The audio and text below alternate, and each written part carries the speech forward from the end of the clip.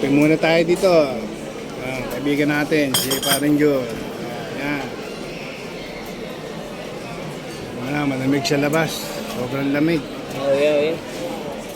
Ngayon naman tayo, pag walang malamig sa labas, dito nagkukulong sa mall. Si Juan dito. At nagbabasa ng mga balita sa Pilipinas, nakikinig. Up to date, Bro, ano bang balita ngayon? Wala nabalitaan ko lang. Siyempre, nakikinig din naman tayo kung ano yung balita. Wala naman tayo doon, no? Pero siyempre, sabi nga, sa katotohanan na lang tayo, no? Kaya, siyempre, minsan, alam mo na, politics, pag sinabing politics, hindi mo, expected mo na, merong pros and cons, di ba? Kaya dapat, kumbaga sa siyasati rin natin yung tunay talagang dahilan. Diba? Kaya ano mong masasabi mo ngayon sa sitwasyon ngayon, sa mga politiko natin? Ano ba yan? Katotohanan ba yan? O drama lang nila? O ano sa palagay mo? Siyempre, sabi nga, the truth will set you free, di ba? Pero sa akin, siyempre, kasi ang aking titignan, bro, yung benefits ng bansa natin, di ba? Hindi tayo after sa politiko, di ba? Kailangan na dapat makita natin yung meron bang pagbabago, meron bang mga tag dito, improvement na makikita tayo. Pero I believe sa ngayon, nakita ko na sa foreign investment, maganda ang ating takbo sa ng ating foreign. Kaso nga lang, siyempre, hindi magagawa ng isang tao yan, di ba? Okay, di ba? Kailangan ng tulong ng sambayan ng Pilipino. Diba? Kaso nga lang, siyempre, ang Pilipino, may kanya-kanya. Ano opinion mo sa nangyayari niya? Kasi, sa nakikita ko, si Bongbong, ang pagkakaintindi ko lang dyan, hindi kumikibo Actually, si Bongbong, kaya mapapansin, sinasabi nila, mahinang leader. Ito lang masasabi ko sa inyo. Si Bongbong, hindi niya isang sibilisadong tao. Hindi yung taong, yung masasabi mong masabi ko mga bugok na tao. Yung masasabi natin, nag-iisip yan. Hindi, kasi ikaw ba naman, yung statement nung, sino ba nang nagbigay ng statement? Wala, yung rally doon sa yung rally sa Davao yata. Yung sa Davao, narinig ko rin yun. Yung statement ng ex-president, yun nga raw sinabi niya, bangag na noon, bangag pa rin niya. Diba? Tapos nakapangalan pa rin, nasa PDEA pa rin. Ang lahat ng pambabalahura dito sa ating mahal na Pangulo, ginagawa nito. Tanungin mo kung anong history ng ginawa niya sa bansa natin. Itong digong nyo. Anong nagawa? Di ba pinagpapatay lang yung mga nakasinelas. Pati yung batas, yung constitution binaboy. Minisguide niya mga militar, minisguide niya mga kapulisan.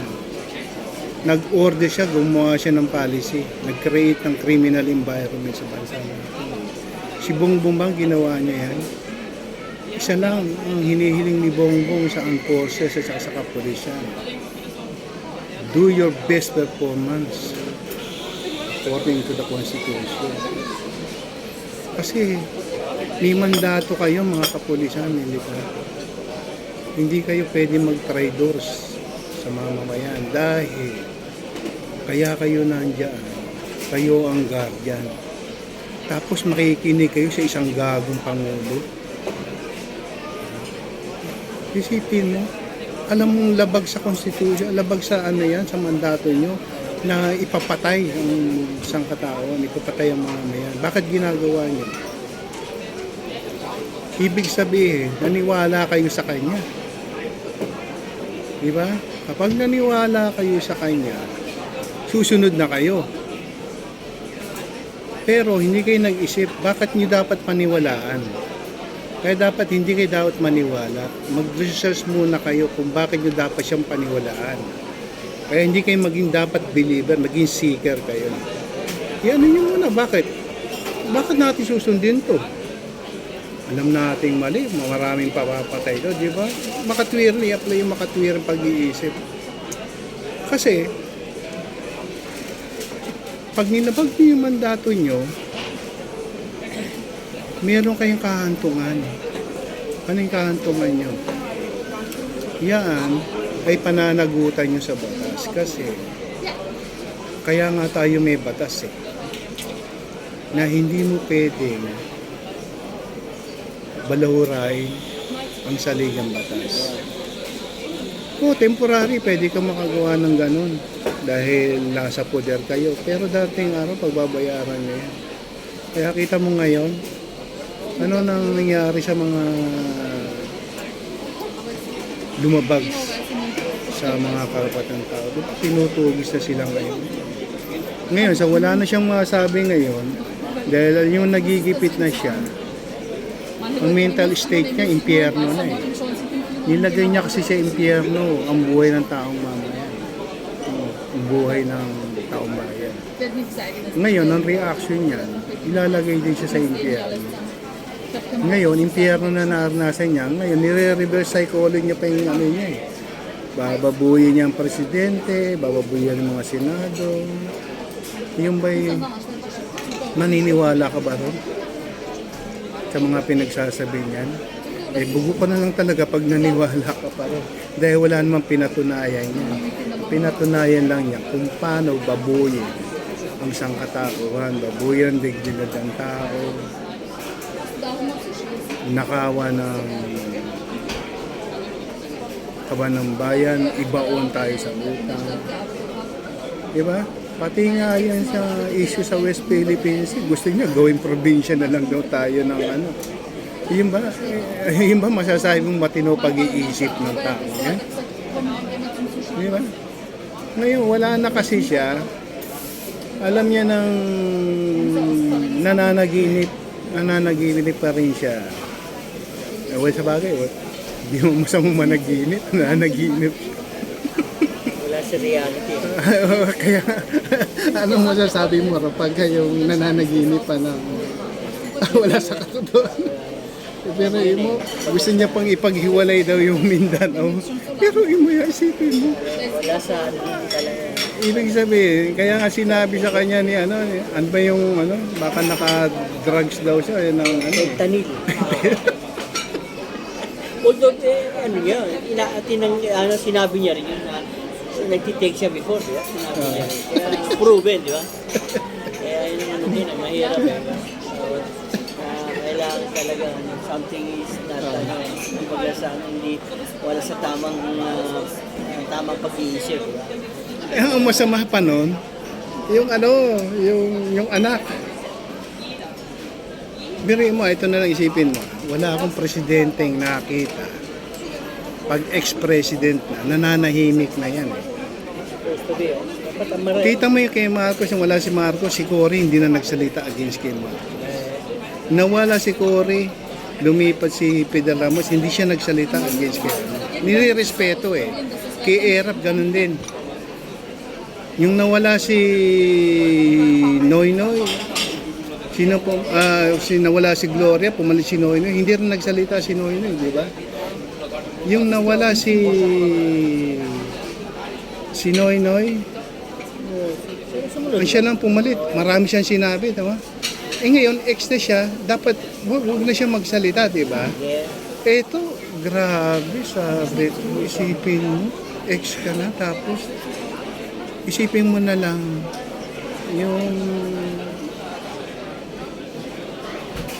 isipin mo, wala ka talagang sinasang-alang-alang yung kapakanan ng bayan. Dahil lang sa pagkahambog mo, sa pagkaigo mo, akala mo kung sino ka, gusto mo gawing kampo ng kaya hindi po pwede sa mga sivilisadong tao yan. Kaya paglalagyan kayo talaga, lalo na yan, yung ginawa niyong pagpapahayag kung paano balawarain yung presidente natin. Walang ginagawa ang presidente. Pero ganun pa man, hindi kayo pinatulan. Sinabi lang naka-take ng Yung cost ng Hindi, pagtitake niya ng gamot. ano yun? Fentanyl. Hindi pa rin kayo pinersonal. Sinabi pala ng Pangulo na dahil sa gamot na tinetek nyo, isipin mo, ganun kalalim, ganun kapatid. Hindi niya sinaharm ang tao.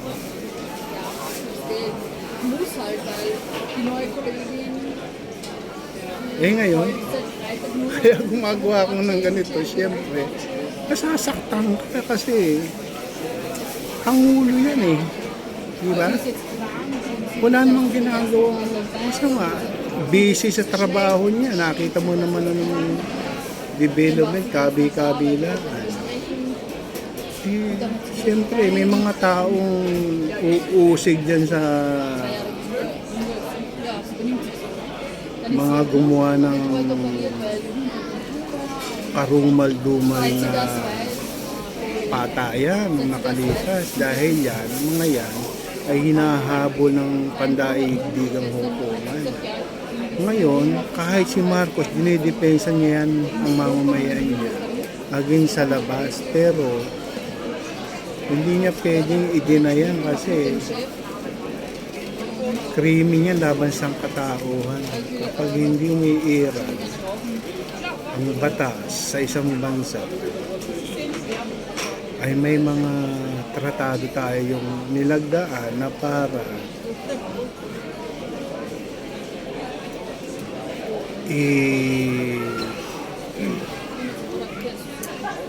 ipaalam din kung ano nangyayari sa ating bansa.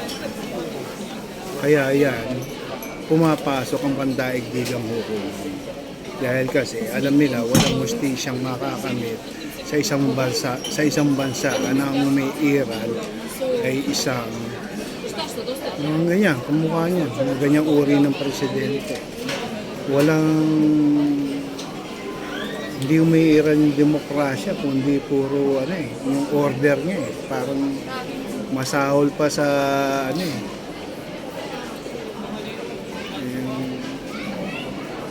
kasi ganyan yung sa mga communism country, pag isinus nila yung batas, yung bunganga nila,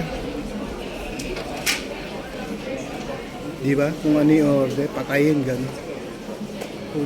Para ano pa yung batas, di ba?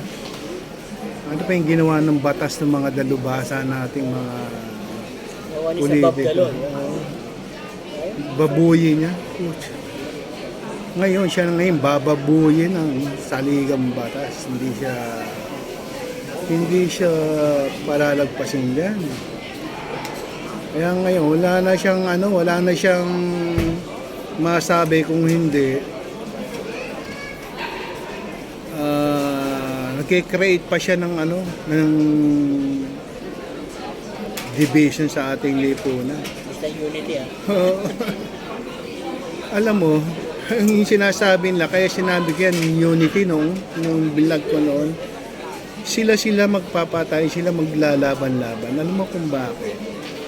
Dahil ang unity, ang base niyan is morality. Kapag walang morality, never ever magkakaroon ng unity. Dahil wala kayong basihan. Paano magkakaroon yung unity?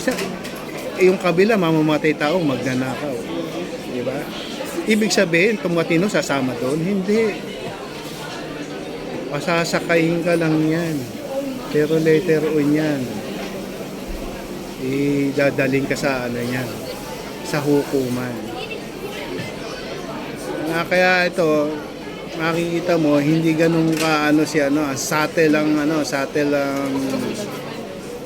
birada sa mga ganyan. Kasi crude yan Si Marcos, subtle lang main yan Hindi ka i-confront yan. Mga ganyan. Dadaanin ka niyan, alam mo kung saan? Pakakainin ka. Pag pinakain ka niyan, isusuka mo yan. Ngayon, pag suka mo, dun lalabas yung dumi. Yun ang dumi ng pagkatao mo, yung pagkabalahura mo, na hindi ka pwedeng pagkatiwalaan. Isa kang threat sa sangkatauhan. Kasi lumabas na yung katotohanan, yung pagkatao mo eh. Dati nakikipag-alay ka dyan sa mga Marcos, tapos binigyan ka lang ng isang shot ng chacha. Nagtango-tango ka na dyan. Kita mo, lumabas na yung kademonyohan mo sa kaibigan mo. Pero ganun pa man, respeto ko pa rin ni Bongbong. Diba? Kaya nga sabi ko kasi yun nga yung si Amy, diba? Inaano niya galit na galit siya kay Bongbong. Bakit ganun? Kasi sino ba yan? Si Romualdez, no? Yung speaker. Oo. Tinitira niya yan. Kasi magkaibigan sila ni Sara eh. Pinagtatanggol niya si Sara, tsaka si friends niya pa rin daw yun. Ngayon, sige, kung kaibigan, no? Normal yun. Sige, kung kaibigan, kung totoong kaibigan mo yan, tignan natin. Ngayon, yung kaibigan mo, yung anak nun, pinagre-resign yung kapatid mo. Tapos sinabi pa, kung hindi sa papa ko, ang papa mo ay hindi maililibing sa libingan ng mga bayani. Ibig sabihin, nagsumbata na, sinumbat pa, di ba? Ito lang, sa totoo lang. Kung ibalik ko sa kanya yung tanong, bakit magiging presidente ba yung tatay mo kung di sinuporta ng mga Marcos? Imposible. Diyan lang sa NCR, hindi ka na mananalo. Diyan, puro Marcos yan. Hanggang hanggang North yan. Hanggang Mindanao. Hindi ka mananalo pag di ka sinuporta ng Marcos. Kasi, ayan, ang ginawa niyan hindi basta-basta. Yun lang, marami lang umabuso. Pero hindi niya ginusto yun. Matanda na, pag umatanda na, marami nang gusto mag-take over ng mga power. Nag-aagawan yan, di ba? Ganun na nangyari. Pero, hindi ginusto ni Marcos yun. Isipin nyo na lang, ang panahon ni Marcos, ang mamamayan protektado. Kaya lang yung mahina na siya, di ba? Kaya nga yung dalas yung sa EDSA. EDSA Revolution. Biniber, bombahin na, isang pindot lang, patay sila lahat doon. Pero hindi in-order ni Marcos yun. Doon mo makikita ang compassion ng isang tao na hindi sila mga par out ang pag-iisip. Hindi ka mukha nito, talagang ino-order, ipapatay. Di ba? Babuyin ang Senado, huwag kayong umatin, huwag kayong magbayad ng tax. Huwag kayong makinig dyan sa mga TOA na yan. Huwag kayong makinig dyan sa mga sipin mo. Ganun ang takbo ng pag-iisip. Kaya yung first year pa lang yan.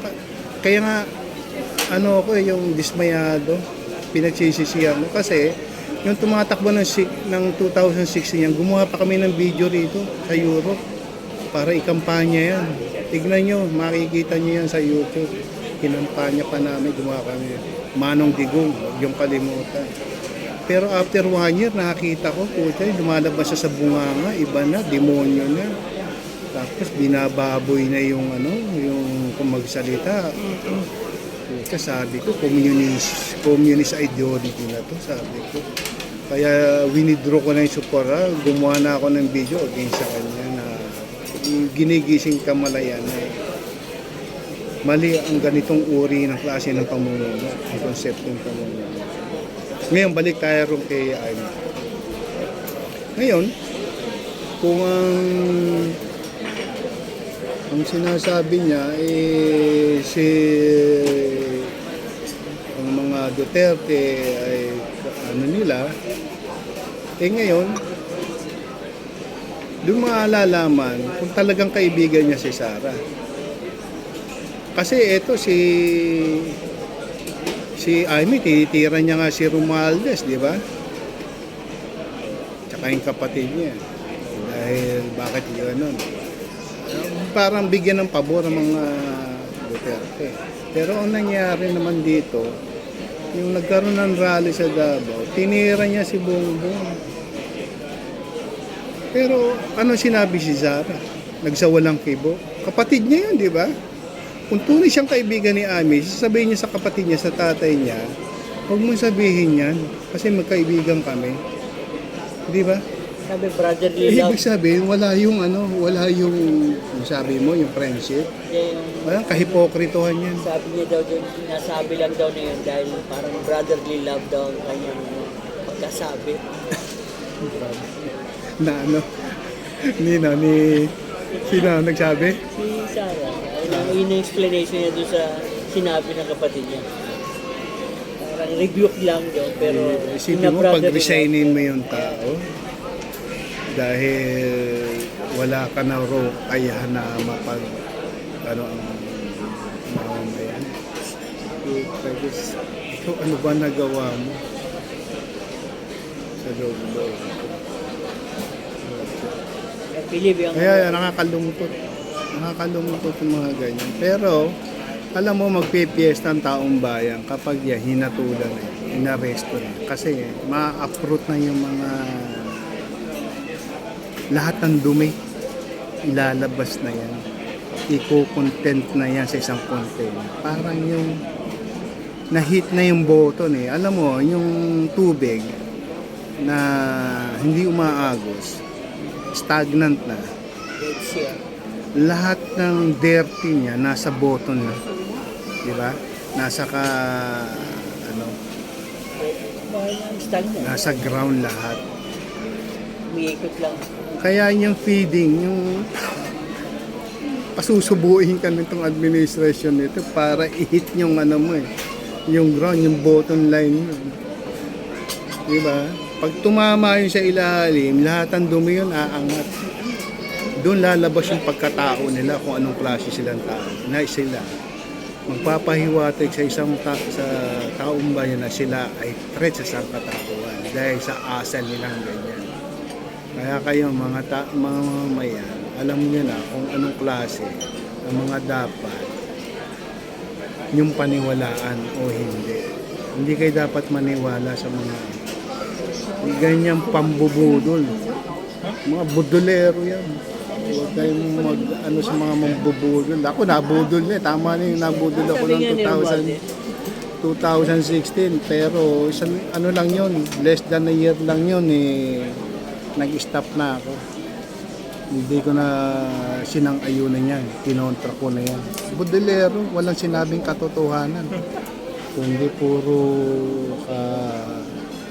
kahayupan sa katao ng ginagawa. Naging murahin mo, magiging putas.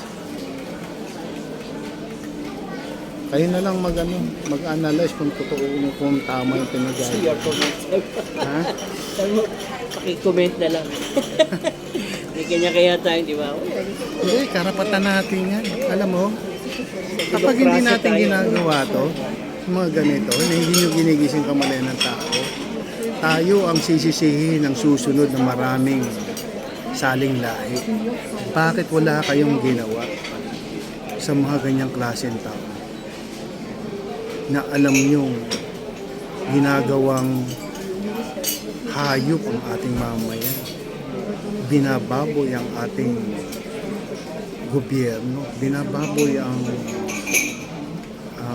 dignidad ng sangkatao. Di ba? Sabi mo, yung mga Senado, murahin niya yan. Murahin niya yan. Yung mga congressman, ipapapatay yan.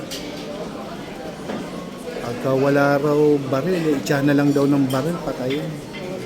Ganyan, kademonyo. Kaya wala na yan, katok ng mga ganyang klaseng tao. Wala na yan. Naghahanap lang ng damay.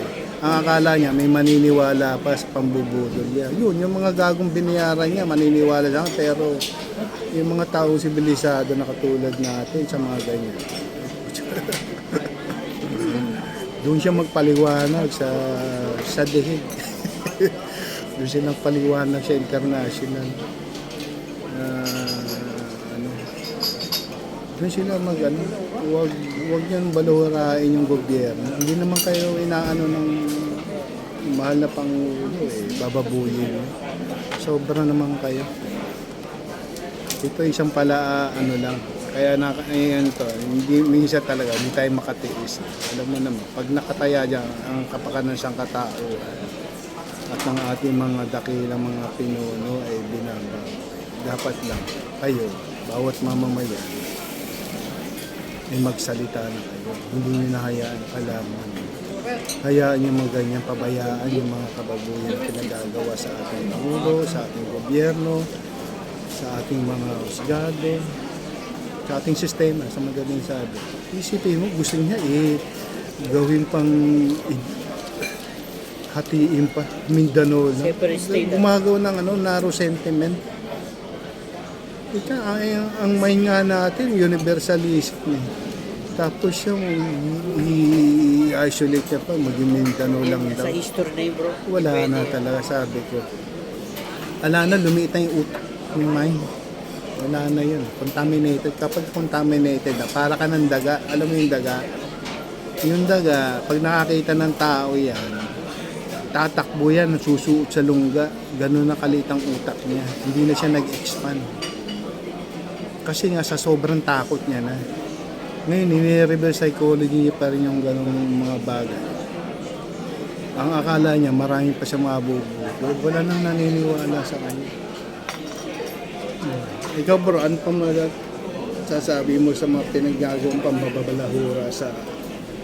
Actually, bro, yung sa aking analysis yan dahil para bang kumbaga sa hindi pa siya nakontento. So yung sabi ko, meron siyang yung adikain na kumbang nasa flashback pa siya, nakala niya nasa pwesto pa rin siya na pwede niya i-control. Pero dapat they have to accept the reality, yung term niya, tapos na, di ba?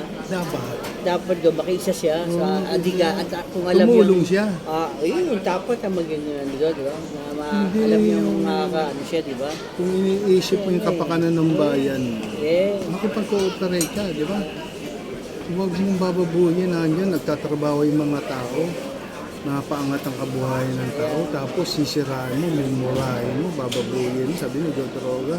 Naglilikha ka ng negative atmosphere sa international community na ang Pangulo natin ay ganyan ng Totoo lang. patunayan nyo. Sad to say, Masakit, di ba? Masakit sa atin, di ba? Tsaka, Kasi hindi naman siya ang nasitira, hindi ang sambayan ng Pilipino talaga. Apektuhan din siguro, di ba? Pero ganun pa man, ang Pangulo natin, hindi siya pinersonal. Yes. Binlame pa rin yung gamot, yung side effect ng gamot. Ganyan katalino yung kasabilisadong tao yan. Hindi ka pe-personal yun. Kung nakakatulog pa yan. Wala na yan. Kasi ang reaction, ano yung sinasabi ko. At babayaan. Walang lulusot. Kung ginawa mong pagtaksilan ng taong bayan, pahirapan ng taong bayan, gipitin ng taong bayan, babalik sa iyo. Dahil yan ay hindi makatwiran. Hindi makatago yan. Kaya pagbabayaran. Di bale, sa ibang okasyon, kukumbersan ko pa rin ng itong kaibigan natin na si Paring Jun. Itong tatay nito, Kerinel, dati, kilala ko yung tatay nito si Kerinel Oligaro. Ilocano to. Kaya kilala ko, kapitbahay kasi namin to, Ilocano si Kerinel. Pag umaalis ako, binabati ko yung tatay nito sa financial. Kaya sabi ko, malayong malayo ang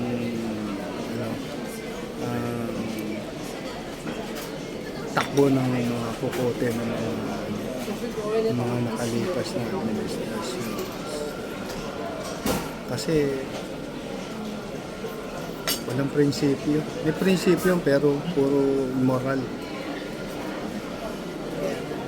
dapat ano siya Diba? sa Pilipinas, sa ano niya, yung benepisyo. Kasi makikita mo na ang kanyang pinaglalaban niya, yung kabila Yung sabihin ko, hindi bansang Pilipinas, hindi yung makikita mo yung, kumbaga sa time of war, doon malalaman mo yung sino ba yung makapili at saka di ba? Santos naging presidente ka, tapos gano'n ang reaction mo sa di ba? Doon pa lang, ang tao mag-uusga, alam nila yan. Kaya so nga lang hindi natin pwedeng baguhin. Ang ating lang pwedeng gawin, panalangin siya, makita niya yung katotohanan. The truth will set him free. Sabi niya, di ba? Para mahuli ang lahat, pero it's about time na magbago siya ng di ba? Ito, Hindi yung, kumbaga sa mawala ka man lang sa mundo, meron kang magandang legacy na iiwanan. Hindi yun. kaya nga yun Siya yan pera, nakawala yan. Pero yung dignity mo, yung character mo, yun ang magdadala sa'yo. No? yan ang isipin mo na. Meron ba kung kailan siya matanda na? Tsaka pa siya inuusig ng isang katauhan. Kasi yan ang legacy na iniwan niya. I-misguide, pati mga anak niya misguided. Di ba? Involved sa lahat ng corruption, sa droga, lahat ng mga kasama niya. I-misguide niya dahil lang sa laki ng ego niya na gusto niya siyang sambahin, hindi daw siyang gawing poong. Pero hindi niya na-realize. Pagbabayaran niya yun dahil ikaw ay may hangganan. Kaya tama yung ganun yung ayon ako siya, hindi pumapatol si Bongbong sa mga ganyang klase ng tao. Pagtatawanan ka lang yun. Sabihin mo na gano'n siya o pag-resignin mo o gano'n. Pagtatawanan ka niya kasi ang pag-iisip niya, hindi ka mukha niya mga bugok. Siya ang bangag. Siya ang bangag siguro. Sabi ko po, Tragis, yung ganawa niyong pambabalahura na yan, ang isang katawan ang mag-uusga sa inyo, hindi ang Pangulo na yan. Dahil hindi kayo palalagpasin ng taong bayan sa pinagagawa niyo.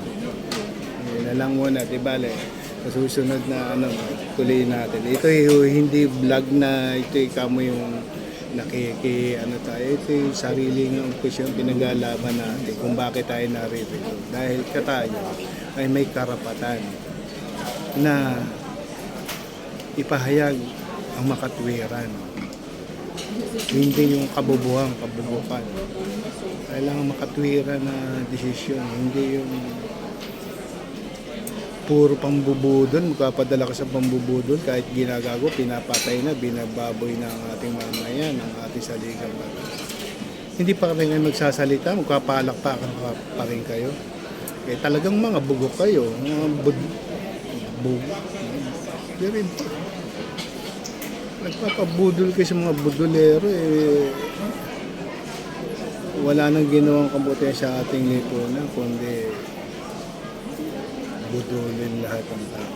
Deo, para, bro. Bro, susunod ulit. Maganda. Susunod, Maraming salamat sa magandang yan. Lahat naman tayo may kanya-kanyang tawag dito, yung isasuggest o kaya may tutulong natin para lalo tayong umunlad kasi yun ang ating adikain naman natin kahit nasa abroad na tayo pero ang ating Pilipino pa rin. Kailangan natin. Ang mission natin, establish ang moralist society, tapos itong mga hinayupak nito lalapastangan ng ating mission. Hindi pwede yun. Wala silang karapatan na tumayo sa ating mission na establish ang ating syudad ng moralidad. Doon lang man tayo. Sige bro, Okay, thank you, Okay, thank you bro. Sige, thank you. Kaya sa mahal na Pangulo, masaya ako dahil hindi ka pumapatol sa mga ganyang level ng mind. Tama yun. Sige. Ihayaan mo na lang ang rule of law ang maghusga sa kanila. Okay. Sige, focus na lang tayo sa kaunlaran natin at progresibong panlipunan, bigyan ng magandang kabuhayan ng ating mamamayan, malusog na lipunan, masaya at kapayapaan. Bunutin na ang mga tinik ng mga salo sa ating lipunan. Itatag na natin ang siyudad ng moralidad sa ating lipunan. Maraming salamat.